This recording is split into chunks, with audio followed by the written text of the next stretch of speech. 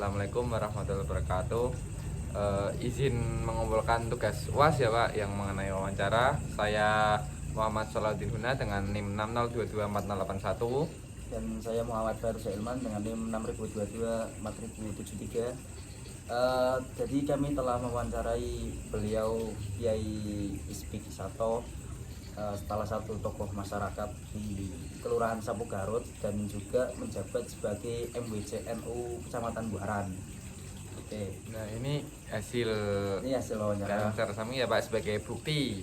Rasulullah Shallallahu Alaihi Wasallam bahwa ketika kita ini ingin menggapai kesuksesan dunia harus bil ilmi, ketika kita ingin menggapai kesuksesan harus ketika ingin dua-dua. Langsung saja masuk ke kesimpulan dari wawancara kami kepada Pak Isbik. Yang pertama itu kan membahas mengenai keselarasan antara sains dan agama. Ya, jadi beliau menjelaskan bahwasannya sains dan agama itu merupakan dua hal penting yang harus dikuasai oleh muslim, karena dua-duanya itu menjadi penunjang untuk kehidupan seperti itu. Sains itu untuk mendapatkan untuk mencari kehidupan di dunia dan akhirat, dan agama untuk mencari kehidupan di akhirat. Oke, tadi kami juga sempat menyinggung mengenai perkembangan zaman yang mana perkembangan teknologi itu cepat sehingga munculnya AI itu seringkali disebut bisa menggantikan pekerjaan manusia. Nah, contohnya itu guru Pak. Jadi ada yang berpendapat bahwa AI nantinya akan menggantikan peran guru, padahal AI itu hanya memberikan pengetahuan ataupun wawasan, tidak bisa memberikan moral, yang mana itu hanya bisa diberikan oleh seorang guru. Moral itu kan berarti berupa akhlak,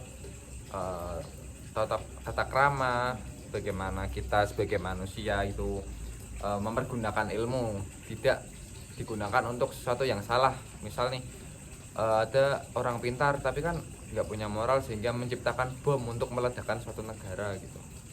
Jadi kami sebagai penutup juga meminta pesan kepada beliau untuk para pelajar dan masyarakat umum. Beliau berpesan bahwa beliau mengambil dari hadis Nabi Muhammad bahwa man arada dunya fa'ali bil ilmi, man arada al-akhirah fa'ali bil ilmi, wa man arada huma fa'ali bil ilmi.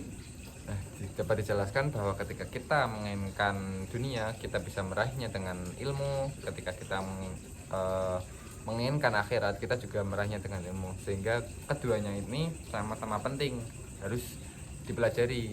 Kita tidak boleh berat sebelah antara berat dunia ataupun berat akhirat. Nah, jadi harus seimbang, yang mana bahasanya itu moderat. Kita ketika beragama moderat, ketika kita mempelajari ilmu umum juga harus moderat, di tengah-tengah.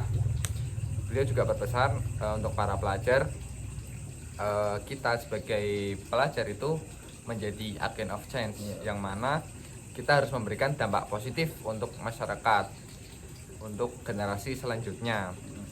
Mungkin simpulan wawancara dari kami. Apabila ada kekurangan kami mohon maaf ya Pak. Terima kasih. Wassalamualaikum warahmatullahi wabarakatuh.